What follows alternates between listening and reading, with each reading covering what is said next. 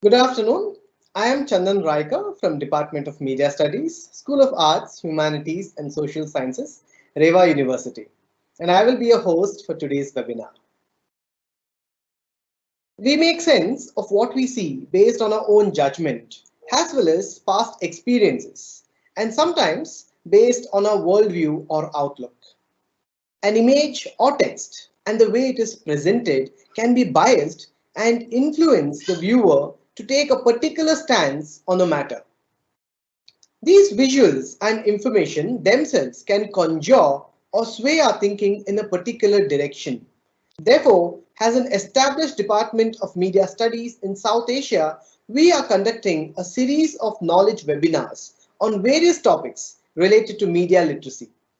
The Reva Knowledge webinar series invites prominent academicians and scholars from around the globe to deliver their knowledge for the betterment of our society.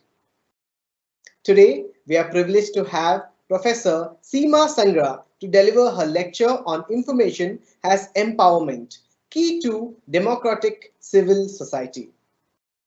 Professor Seema is an expert in media content creation and packaging. She started her career with the mainstream media industry. She delivered her services for reputed advertising agencies, television channels, radio channels, and the print medium as well. Looking at the inequalities and the socio-economic problems in our society, she made a conscious decision to move towards development communication, which makes her career journey from Coke to communities and from Maggie to sustainable development goals. She is passionate about understanding new media's impact on society and equally anxious about environmental sustainability issues beyond green tips. And this is the reason for her to conceptualize and create a web portal named theecojournal.com. She loves to explore and find new stories and incorporates the art of storytelling to spread awareness about sustainable future. Presently, she lives in Dubai and serves as a program leader for Department of Media Studies at Amity University. Ma'am, it is an honor to have you with us today on this virtual platform. The session is all yours. Thank you so much. I really appreciate for giving me this chance to speak to your audiences over there. Thanks a lot. Well, let me share my presentation. So today I'm going to speak about information as a tool to empower people, empowerment tool. Before I go ahead with that, let's start with this question that why do we need information? Why we seek information? Why do we need information? So basically, we need information to build our ability to inform ourselves about ourselves and about the world we live in. We when you say build our ability to inform ourselves, so when we are consuming information, then we need to inform ourselves, but that is a one way process. How the process completes when you have also ability to give your information to others and about the world we live in, so that completes the entire cycle. Now, what does information do? We have got the information, we have given the information, but what does that information do? Like, right now, if you look at it, that right and credible information has the potential to empower people, and I'm going to dwell on that more than the second aspect of it, which is misinformation can be detrimental. And from couple of years, we have seen that we have faced it, and even in this situation where we are facing pandemic, there is a parallel pandemic of information, and that we call infodemic. That infodemic has created so much of harm that the information we have received about pandemic is less useful in comparison to the misinformation we have got, and has kind of created chaos in our lives where all sorts of information is floating from all the directions. I'm not going to talk much about that. In fact, I'm going to concentrate more towards that how right and credible information has the potential to to empower people. And my presentation is going to be focused more on that, towards that how information can be a tool for the betterment of people, how information can empower people. So, as I was mentioning that today, just think of yourself 10 years, 15 years back. Probably that was a time when we had just started using internet, and we had information through conventional platforms like newspaper, radio, television. But as we move to 2021, there are so many platforms. There's so much to consume that there is a worry that too much of information can lead to another kind of problem related to mental health concerns. Now, we in 2021 we have two kinds of people, two kinds of societies. One society that has that's living in information clutter. As I was saying, that there is so much of information that you can spend day and night just absorbing the information you can get, and every few minutes there's a new information available, and by the end of it there is a information clutter. We have too much of information. Now, the second part of this, or the second society, or the other half of the population is doesn't have information. So, how do they get empowered? How do they use information for the betterment of their life? So, information can also be tool for empowerment, because I started my presentation by saying that why do we need information? We need information to get knowledge and to give to share our information with others. So I'm going to focus more upon how information can be used for the empowerment of the society. So let me take you back. Let me take you 40,000 years back. So the picture that you see on your screen is of from the Borneo jungles in caves in Indonesia, and this is this is the recorded most ancient work of art we see. So in the caves of Borneo jungle, these are the hand imprints. So it's clearly, if you pay attention, you will clearly see 1, 2, 3, 4, 5, 6, around 6 hands there. So maybe these people 40,000 years ago imprinted these hands on the caves of these Borneo jungle. Probably women also, you never know, to communicate something. It was not that just they were passing by and they put their hands there. There is an information given through these 6 hands that you see on this picture, and on it's there on the caves imprinted. So what were they trying to do? They were trying to communicate. They were trying to give information.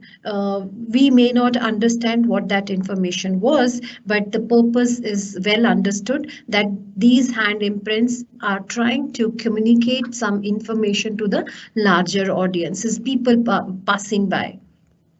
This is another picture that I'm sharing with you.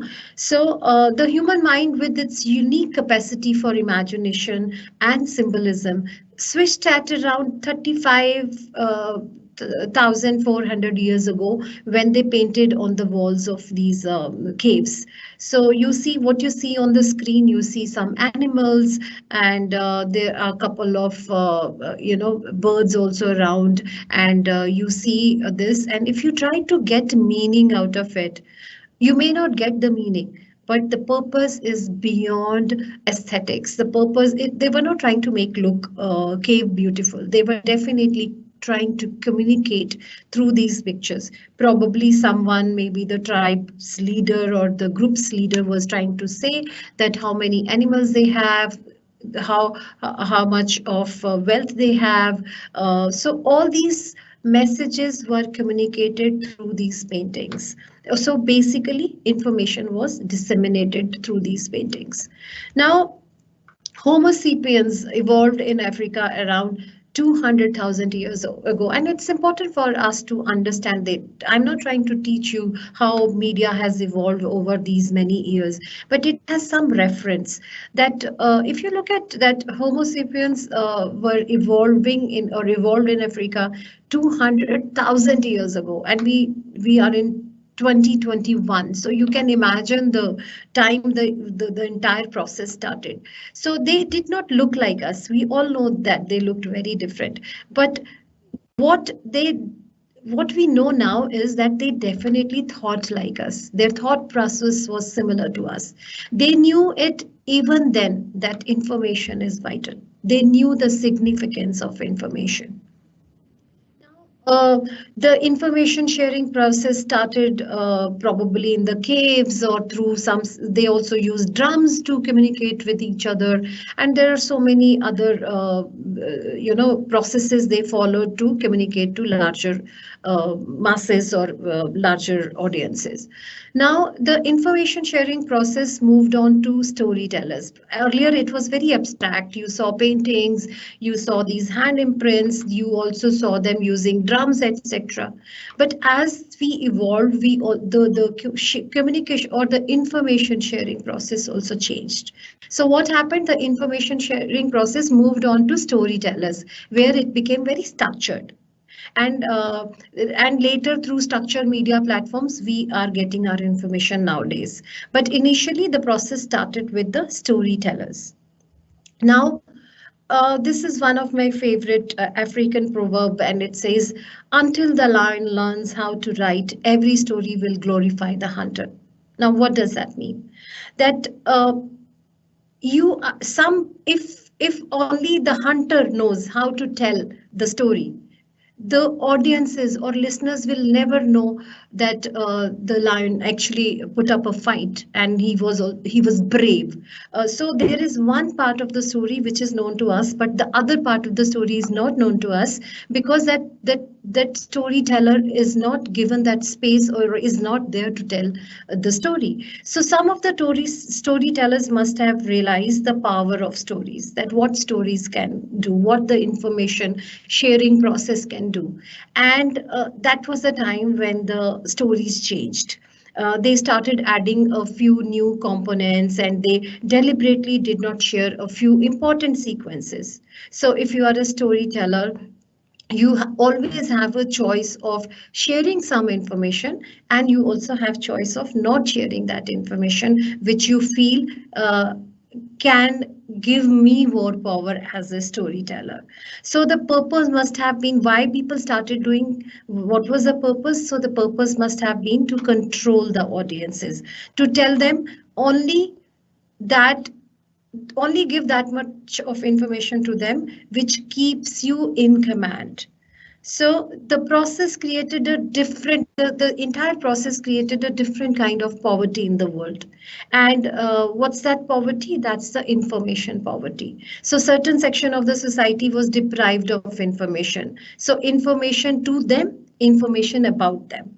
So information to them means they can only get information to a certain level, and information about them, that you only provide that information about them which will keep them or which will portray them in a certain light. It's like you tell them that you do not share with the world that what they are capable of. So if you do not share with the world that what those people or what these people are capable of, you are actually telling the world that they're giving very limited information about them and portraying them in a certain light. And then there was a information screening happening. So what was the screening? The screening process was what information should go to people and what information should be kept away from the larger audiences. So this screening process, these three steps created information poverty in the world. So whatever information is available to the larger audiences or whatever information was given to the larger audiences was well screened. It was not as is.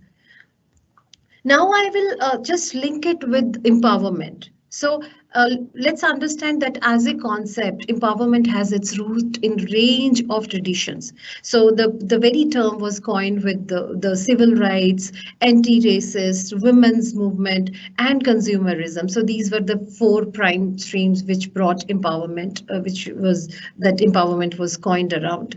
So thus empowerment holds various meanings. If you see empowerments with regards to civil rights, it holds a different meaning. When it's anti-racist, it's different meaning, and and with different underpinning assumptions and ideologies. Now, what is empowerment? If we understand that what is empowerment, there are different kinds of empowerment. Empowerment is not one term in its totality. So you have economical empowerment, you have material empowerment, social empowerment, educational empowerment, occupational empowerment, and last but not the least, spiritual empowerment. So access to information and the ability to share information empower people. We have talked about it regardless of who they are and where they are. So when we provide information, what it does, it builds people's ability. And it doesn't matter who those people are, where they live, what they do. But what the information is doing it, they are empowering it. And what is empowerment? Empowerment is doing something which you want to do. And obviously, like freedom of speech, it has its own responsibilities. But empowerment, when we deprive people to access right information through right sources, we deprive them of growth and opportunities. This is why we have such a hue and cry over disinformation, misinformation, because when people do not receive right information, it deprives them from a clear picture. So information and when we talk about information and communication poverty, information poverty has been defined as the situation in which individuals and communities within a given context do not have the requisite skills, abilities, or material means to obtain efficient access to information and provide information. Uh, what is the major hindrance here is that when we provide information, when we say that we are empowering people, when we try to change people's life, what we do is that most of the we just 2 days back we had yesterday was the World Environment Day, and 2 days back we had a speaker here talking about this. About the situation that why we are not able to achieve. We had Millennium Development Goals, and now we have Sustainable Development Goals, and whether in 2030 we are going to be able to meet those goals. So you have to first understand that when you say that you have to identify the problem first. You have to say that we can meet those goals, but those goals are for humans. And when you say we tell everybody, we go to the communities. If I take just an example of environment, that why we are not successful, because it is the communication. If you look at the communication of this entire process, you will find that we tell people do this, do that, don't do this, don't do that, and we want them to make change in their life. So what is happening? It's basically the top-down approach. That some people, top-down approach-based development communication solutions are based on the ethos that there are some informed groups who can provide information to unprivileged to change their lives. Now, please try to understand. You are telling others, be it poverty. When we look at poverty, the communication that goes on to eradicate poverty is you tell that these are the policies, these are the things which people should do or should not do to eradicate poverty. But have we involved the stakeholders? Have we involved the people who are on the receiving end? Is the information coming from them? Maybe they know what are the solutions to their problems, because poverty is man created. Poverty is not accidental, and poverty in one country is entirely different from a poverty in some other country. So how can you have same information to eradicate poverty in country A and country B? Because their ground realities are very different. Their circumstances are very different. So it is very important that instead of having top-down approach towards the information, you involve the stakeholders. You ask them for the solutions. You find out that what do they want, what are their solutions to their problems. Sometimes when if look at it as an individual, you know what are the problems of your life, and sometimes you also have solutions to that. And if you always get information about how to rectify your life, the process is not going to be a successful process. So the entire approach of supremacy of information. So you have solution providers. So solution providers cannot empower the other half. When you always keep the information or the power in your hands, you cannot empower others. To empower others, you have to let go power. You have to make the other person powerful to be able to take care of his or her life. That is empowerment. Empowerment is not providing them people with information. Empowerment is also when you ask the other stakeholder that give us information. How can we change your life? What can we do to make your life better? So unless the process is a two-way process, it cannot be used for empowering people. It can only if the approach is top down. If the approach is to tell others that learn from me how you can change your life, then it will not work. It has never worked. There is another big hindrance in the information and empowerment, and that is the digital divide. Digital divide, if I define it as it's defined as a multifaceted issue, but two main characteristics define this gap are access to high internet speed and access to reliable devices. In some areas, internet access is either limited, unavailable, or unaffordable for those who could not be equipped. We are talking about 4G, 5G. We have too much of information. You can watch OTT platforms on your mobile phone with super speed. You can download data in super speed, but you can get all sorts of information. And as I mentioned, there is a information clutter. But there are still areas where you don't even have electricity, you don't have internet, you don't have devices, you don't have digital literacy. So how information can reach them? Because over these years, we have moved on from conventional communication platforms to these very technology-based platforms. So earlier, we used to have these nukkad natak. We used to have theater.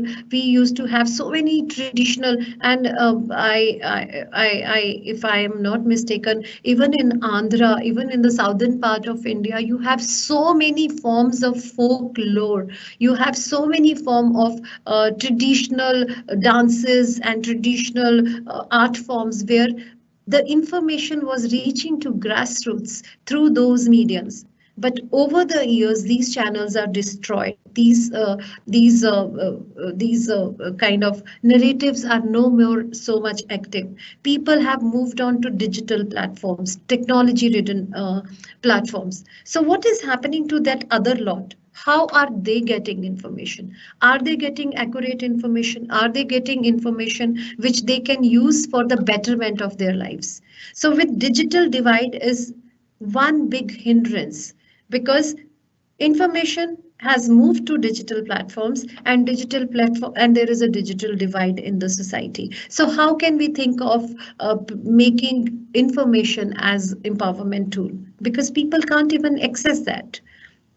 So unequal access to internet service impacts inequality in the modern age.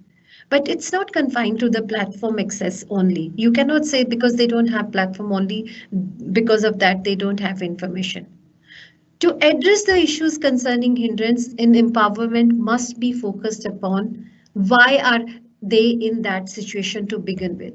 To give you an example, let's say you say that even in 2021, 50% of women are malnourished.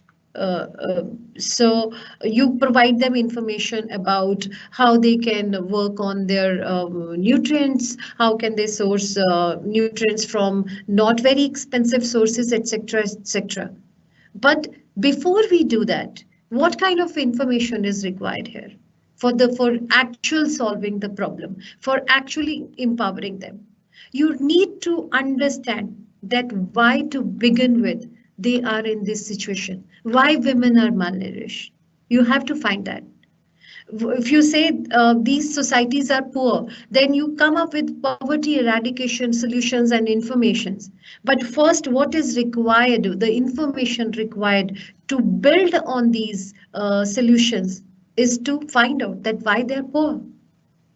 When you say the child education is not there, you cannot sensitize people and generate awareness about, we get a lot of this content, this information, and it amazes me that send your girls to school. Girl education is very important. You have these quotes like, you educate one girl and you educate the entire family. They are very good, but you really need to understand that why that information will not empower them, why that information will not go for call for action, why that information will not do behavioral change. And that is why most of these campaigns, despite spending millions of rupees on them, are not successful, because you are coming up with these posters, coming up with this information that let's send your girl to the school, because girl child education is very important. One educated girl can educate the entire family. Very good concept wise. But find out why people are not sending girls to the school. You have to create content around that and not towards call for action. Because if you are able to touch upon, like in advertising, if they want me to buy a particular cream, they will reach out to me to see my benefit in that cream, and that is why I'm going to buy that cream. So the information coming to me is not buy that cream. The information coming to me is why I should buy that cream. And that is why, if you see the market driven advertising campaigns are far more successful than the social sector advertisements, because there the information, for two reasons, is not successful. One, that you have not involved the stakeholders, you have not asked them that what they want, what kind of information should be given to others, and you have not asked information from them. So that is why the you really need to, this is a one major hindrance which goes beyond all these digital limitations or digital divides.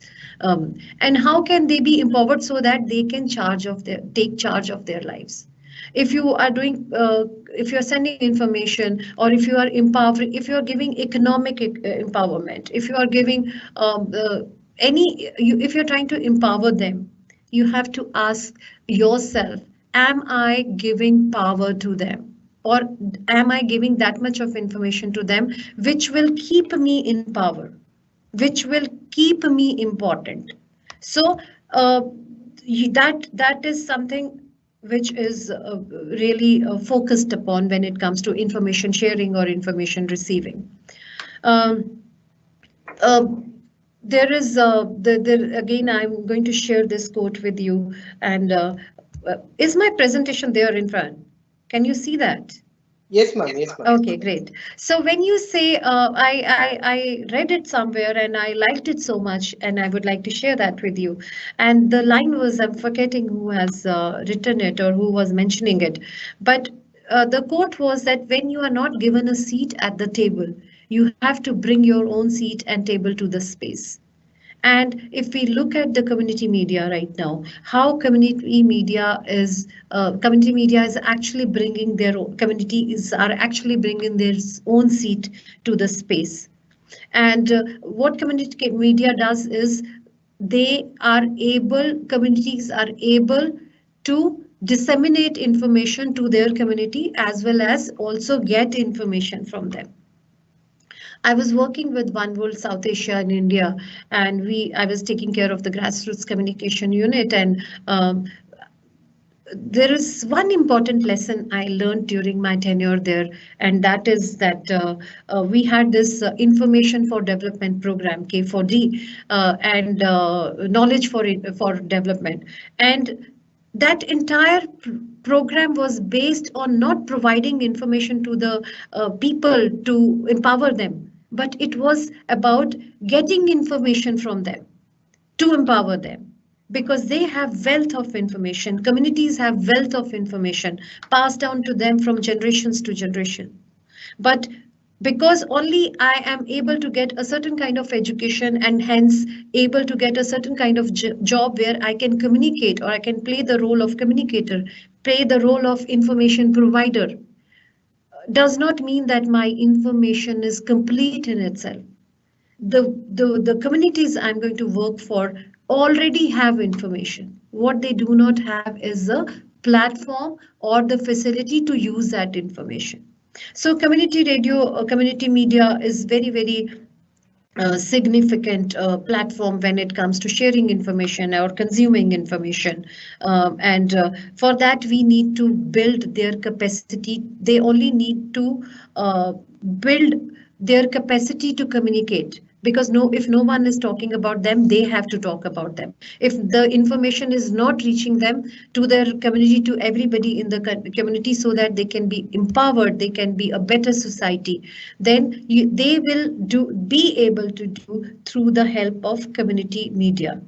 There are enough case studies to establish that grassroots communities have a much more caliber as we call them, the upper layer of the society. What they lack is information to make their lives better, and to come up with the solutions to make their life better, to share it with the larger audiences, to share it with the policymakers. Because policy makers again have top-down approach where they build their understanding through the understanding of people they have appointed to gather information or to give solutions. But you cannot be treating, as I said, that poverty in Bangladesh may be very different because can different than poverty in Sudan. Poverty in Bangladesh is more because of the typography, because of the natural calamities they face every now and then. But poverty in Sudan is because of the disruption. The political system is not placed and there's a conflict going on. So you cannot come up with the information to solve that or to empower people in Bangladesh and Sudan in the same manner. So it has to be based on their social realities and their conditions. I would like to share a few experiences of mine. Lately, I've always, before teaching, I was always working with the people directly. And so it happened that couple of months back, I was approached by Read India to conduct training sessions for the communities, for their grassroots community-based CBOs, community-based organizations. And my job is to train them to create social media content to support the small initiatives. They are livelihood initiatives. So there are small groups, and there is one group in Andhra also. I'm working closely with them. So what I do is there is a translator. Every weekend I have a session with them. There is a translator. He sits with me, with them, and he communicates to me what they are trying to say, and but the suggestions come from them. So let me share that. This is these are the people from Kondania Forest, and these are the real pictures I'm sharing. I've taken the screenshots of these people and I'm sharing this with you. There is Fatima, there are other people here, and these people may not have formal education, but they have rich life experiences and knowledge that's passed on to them from generations to generation. They've got it from their parents. Their parents have got it from their parents. So their perspectives and insightful wisdom in the form of information can help develop local plant-based products based on traditional good practices. So all these people are farmers, or they work in the different roles. They have different roles, but they're primarily working with they have created this community based organization where they sell soap nut, which we call Rita in India, soap nut, shikakai, turmeric, then moringa, all these herbs, and they have such wealth of knowledge that when I was told to create content for them to support their livelihood project, my only condition was I will work with them.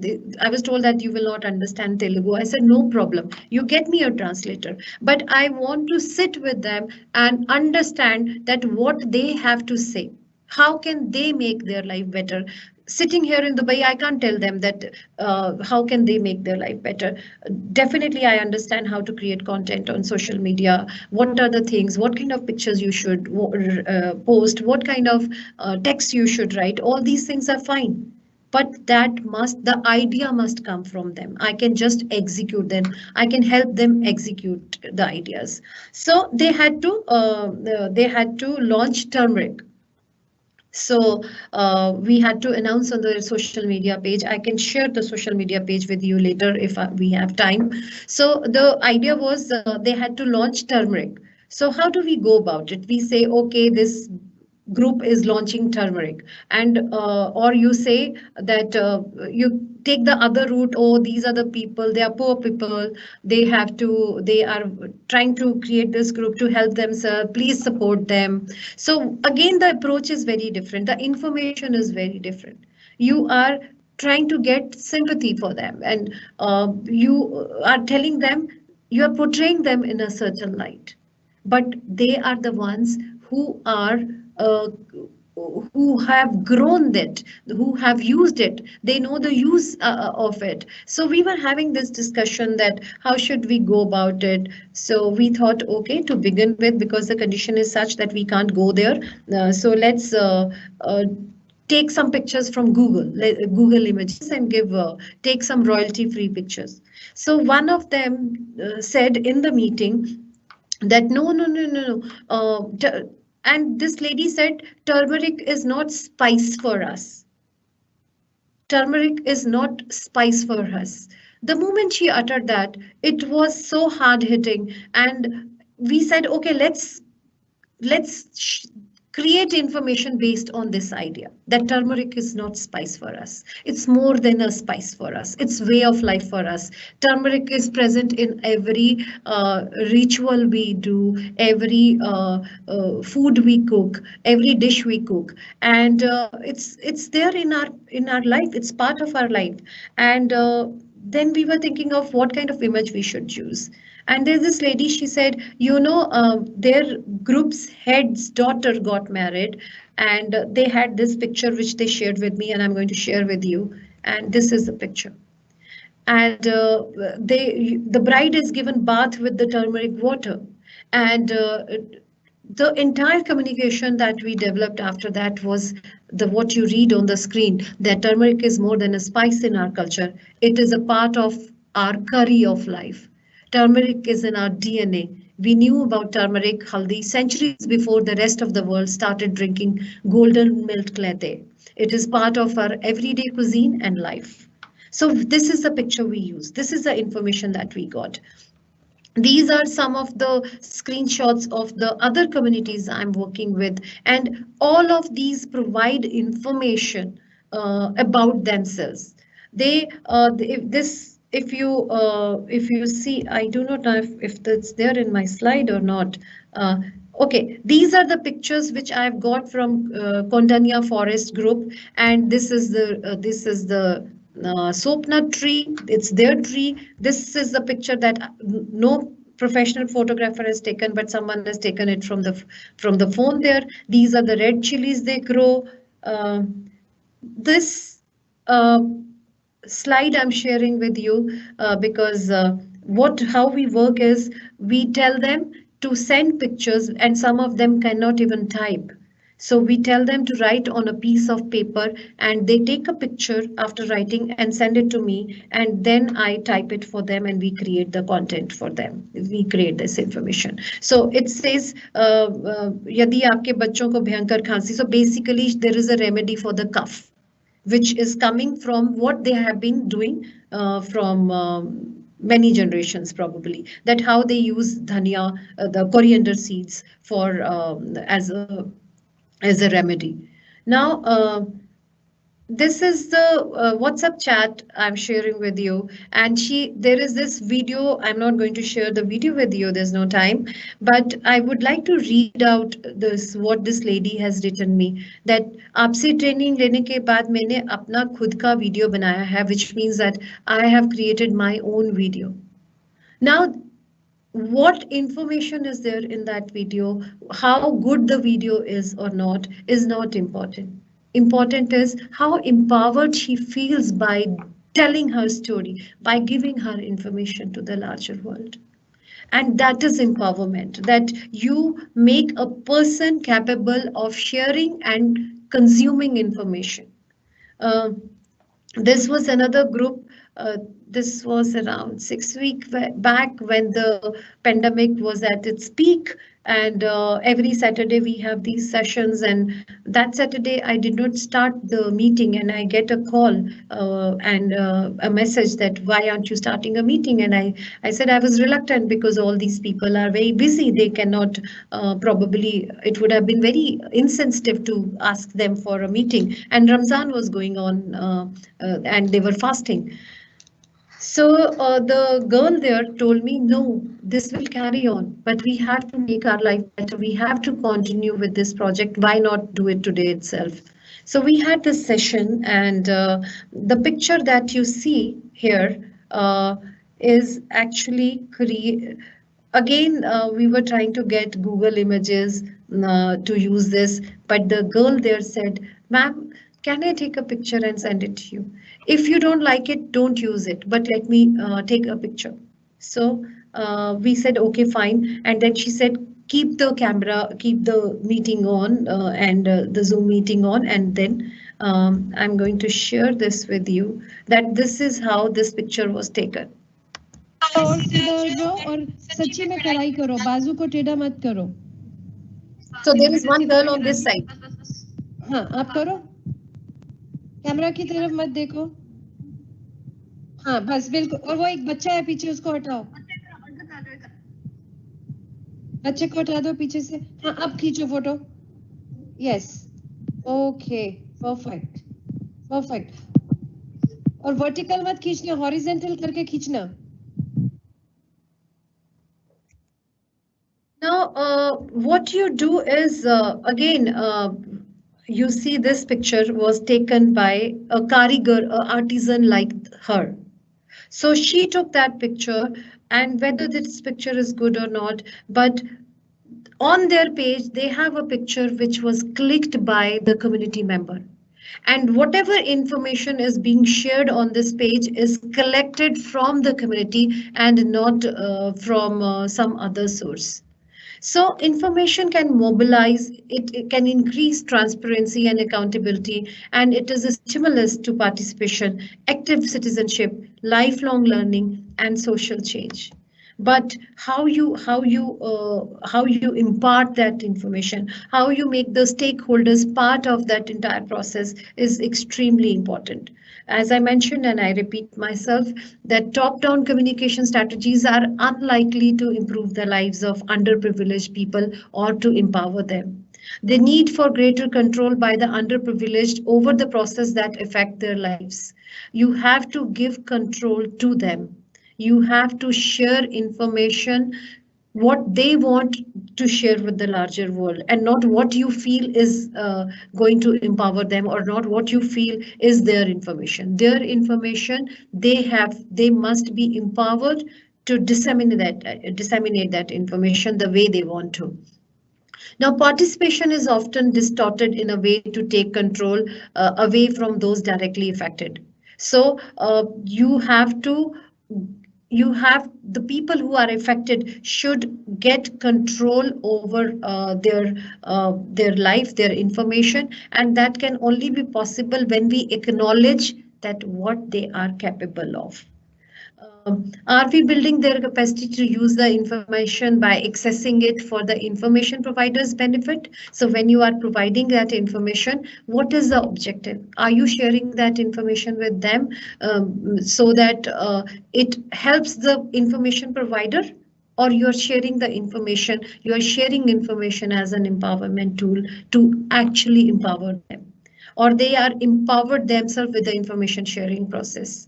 If they are empowered themselves with the information sharing process, you will not need any more hand holding. They will be sharing the information, and that is how you make information as a tool of for social change, for behavioral change, as well as use it as a empowerment tool.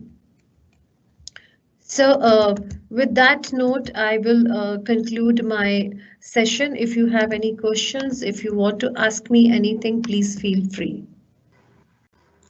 Sima ma'am, there is one question. Hmm.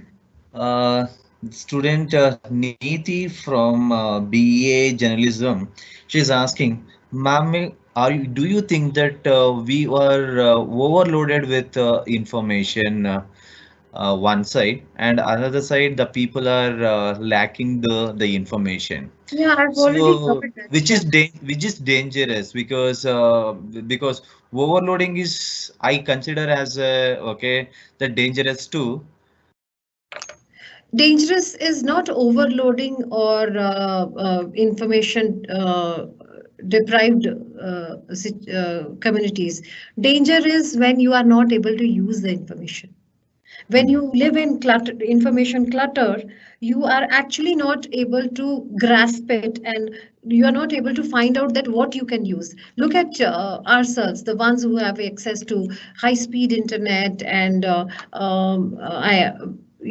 sorts of information, so much so that we have less time but more information. But are we able to use that information? Are we able to apply that information? So it is at par with not having information, because you do not know the information you have, what you can do with it. That's exactly I've been talking throughout the session. That what's the purpose of information? The purpose of information that is that information should add value to your life, not necessarily that you get a new opportunity, but it must have some kind of value to your life. So if you do not have value, if that information doesn't add value to your life, it's of no good. And that is why when people don't have information, they do not have information to add value. And sometimes you have so much of information that you do not know what to do with that information. And again, you cannot add value to your life. You tell me, if I ask you or your students, because I also deal with media students here, and earlier also I used to go to different institutions as guest faculty. So if you ask with if, and I'm not value judging here, I am of the view that present generation is far more sensible than us. At least they have not harmed the world the way we have. Again, my personal view. But if you see a student with no internet and access to traditional ways of getting information, or only have books to read, will probably know more than the ones who have internet.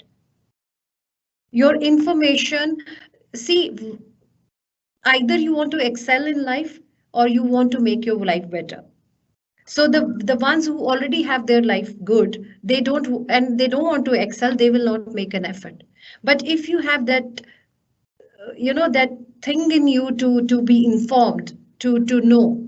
I was watching randomly, there was this video that appeared, and I started watching it, and I was totally amazed. There's this kid, his name is Kautilya, and he's very popular. He's called Google of India, that kind of thing. So he knew Every question the host asked him, and he's probably from Haryana and 8 or 9 years old, and he knew the names of all the countries. He knew their location. He knew every possible question the host asked him, and he's 9 years old. So the person asked him, "How do you prepare yourself?" And he said, "I sit with an atlas and look at it again and again and find out which country is next to which country." Now he doesn't have access to, he's not getting his information from internet, but he has information and he's utilizing that information. So I cannot say that one situation is better than other. I think it's how you what you do with the information is the answer. Yes.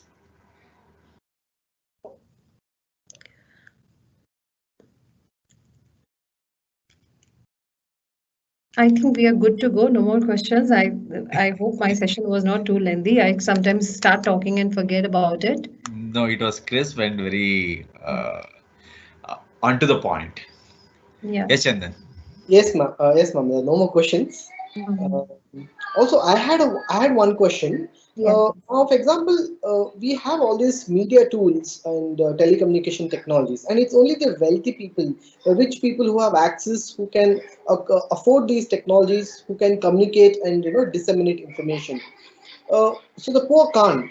So what if these rich people withhold information because for That, selfish purposes, for that's what, see, information is the purpose of information creation and purpose of information consumption could be very different. Okay, now what you're talking about is agenda setting, because I started, if you paid attention, I think the very purpose that in the beginning storytellers started, if you look at the history, for example, you keep listening to these things when different ideologies come into power, they say, oh, this information was wrong, this thing was wrong, this was misrepresented, etc. So the point remains that the one who writes the history has the control over the history, right? So when you say that information and the experiences I shared, my personal experiences I shared was not to tell you what we are doing, but the purpose was when you do not make when you do not go for participatory process, when you do not involve everybody in the society and at least the stakeholders, we say information is empowerment. How is information empowerment? When you keep hold on the information, when you tell them only this much of information is supposed to go to them, and it is not about in the process, you are also parallelly giving another information that these people are not capable enough to take care of this. I have to do this for them. I have to empower them. The entire this process of empowerment is somebody is empowering somebody. So this is we and they. We know better, they don't. We are empowering them. There is no they. In the empowerment process, there is no they. Everyone is we. yeah. So you say, the example I gave from Kondanya forest farmers. How can only because I know how to use certain tools because of the circumstances you said, by just by default, I got certain kind of education and I got certain kind of chances in my life doesn't make me better than a farmer who could not go to a particular school and had to continue with farming. And it's a very, very noble work. But but that doesn't make me more wise than him. That doesn't make me more knowledgeable than him. So if we want to empower them, we have to tell them how to use the tools which we have learned. Empowerment is not keeping hold on those tools and doing their work on a project base. Because see what's happening, a lot of these funding agencies give a lot of funds to these grassroots projects where you have to create web pages, you have to create their portals, you have to support them in any which way. But once the fund is over, the project goes haywire. So That means if the project is not sustainable, if you have not built their capacity, if you have not given them information to sustain, rest every information will never make them empowered, will never empower them. You have to make them stakeholder in the process of information sharing and information receiving. Thank you, ma'am. Yeah. Thank you so much. It was a pleasure. Ma'am, that was a beautiful and a very knowledgeable session. On behalf of everyone, we would like to thank Ms. Seema Sangra for spending her precious time with all of us in this virtual platform. Her lecture on the information and empowerment has enriched our perspective on how information can be used for enriching and empowering our society. She emphasized the ways of how information propagation during the ancient times and how we have moved to an infodemic society in the present times. She highlighted the deeper meaning of the word empowerment and what it means to bring forward a free society where information is disseminated and consumed for the upliftment of society. Her knowledge, acquired from her professional, academic, and community service experience, has made the session truly wonderful. I'm sure all of you have found this session knowledgeable and interesting. Ma'am, thank you so much for sharing your precious time and knowledge with us. Have a beautiful weekend. Thank you so much. I'm obliged. Thank you so much. Bye.